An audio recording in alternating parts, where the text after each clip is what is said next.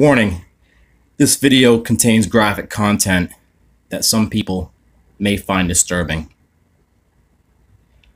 Now let's start by looking at what we've seen from the mainstream media about this Charlottesville incident. We've all seen the picture of Marcus Martin. He was on the front page of just about every single newspaper, flipping over the Dodge Challenger, supposedly driven by James Fields.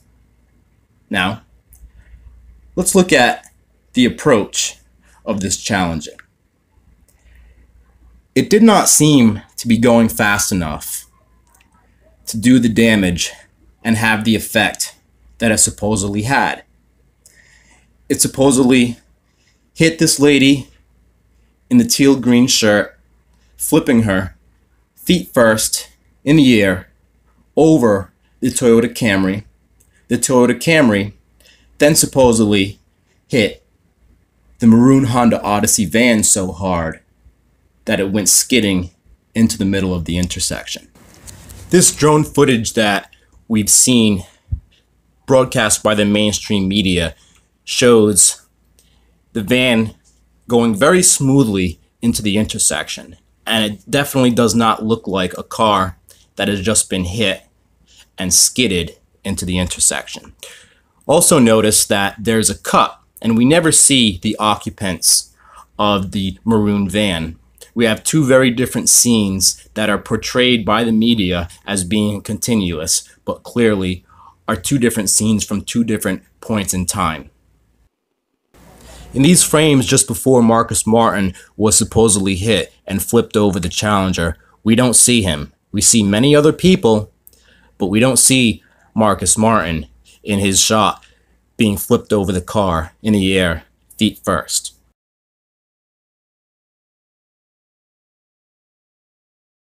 Independently released footage has shed a tremendous amount of light on what really happened in Charlottesville. First, we see the back of the van shows no damage, despite it supposedly being hit while it was parked so hard that it would go skidding into the intersection. Ford Fisher of News to Share didn't catch the crash itself, but he caught just before and its immediate aftermath. And what we see from his footage is that this van was sitting parked in this intersection for at least 5 minutes before the crash ever happened.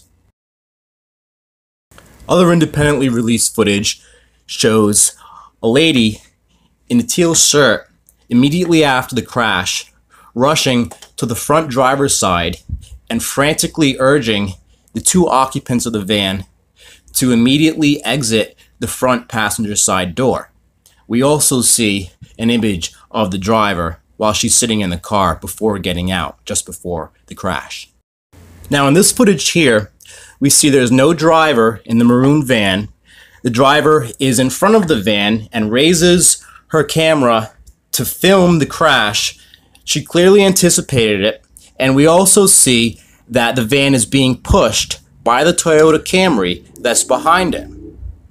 That's why this van goes skidding apparently into the intersection. It was more like pushed into the intersection. It was not in park. It was neutral. It was being pushed by the Toyota Camry before the crash happened, and clearly everyone knew that this was happening. And this is why there's no damage to the back of the car. If this were in park and it weren't being pushed and it had been hit so hard, it would have had a dent. Here we see the lady in the teal shirt who rushes to the driver's side and frantically urges the two passengers to immediately exit the front passenger side. Now this would never happen in a real crash. There could be injuries.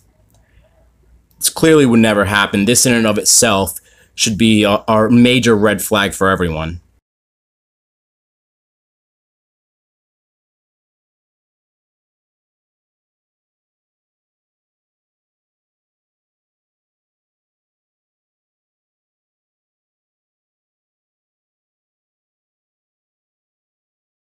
So I searched the plate and it's registered to a Johnny Chandler of Charlottesville, Virginia.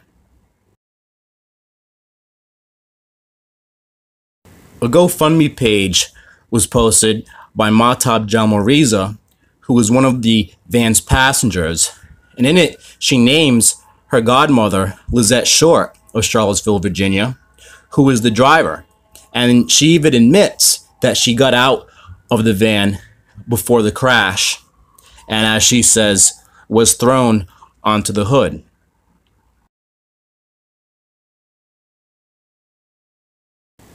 So I search for Lizette Short of Charlottesville, Virginia, and we get Lizette Short Chandler of Charlottesville, Virginia. Here we have an image of her. She also goes by Love Short Chandler of Charlottesville, Virginia, and she's married to Ray Chandler of Charlottesville, Virginia, who is actually Johnny Ray Chandler of Charlottesville, Virginia, to whom the van is registered to. So I searched the plate of the Toyota Camry, God KPME of Virginia, and it's registered to Nika Onogulka of Jamesburg, New Jersey. Nika Onogulka recently attended Stuart Day School in Princeton, New Jersey, and not coincidentally, one of the lead agitators in this whole event was Cornel West, who of course teaches at Princeton University. The driver and passenger of the Toyota Camry have different names than the person to whom the plate is registered to. They are Mika and Tedrint Washington, and they have filed a lawsuit against James Fields and the organizers of the Unite the Right rally. So now that we've identified the van driver, its passenger, as well as the Toyota Camry's driver, there are some very obvious questions for the three of them. First, for the van driver, why were you parked in the intersection for at least 5 minutes before the crash happened? Why did you get out of the car? Why was the car left in neutral and not park? Why was the Toyota Camry driver pushing the car just before the crash? Why was Lizette Chandler, the van driver, filming just before the crash? And who ran to the van and frantically urged the two passengers to immediately leave?